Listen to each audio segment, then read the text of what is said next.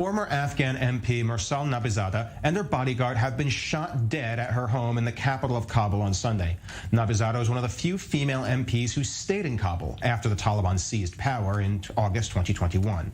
Police spokesman said security forces said they had began a serious investigation into the incident. Ms. Nabizada was elected as an MP in 2018 and stayed in power until the Taliban takeover. She was a member of the Parliamentary Defense Commission and worked at the Institute for Human Resources and Development Research.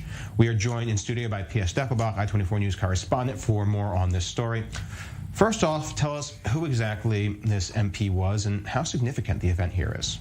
Well, Ariel, Mursal Nabizada was one of the very few women who were former MPs who were part of the previous government who actually stayed in the country after the Taliban came to power in August 2021. And many people remember the images, I'm sure you do too, you know, the people fleeing the country after August 2021, especially figures of public life, figures who were active in culture, those who worked for international organizations, and of course also those who worked for the previous government.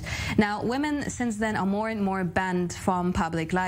None of them work in politics anymore, obviously. And Mursal Nabizada has been elected to parliament already in 2018. She was a member of the Defense Commission. She was also known internationally. After her death became public only a couple of hours ago, we have seen some reactions coming in. For example, one member of the EU Parliament says that she was killed in darkness, but the Taliban are building up their regime of gender apartheid in broad daylight.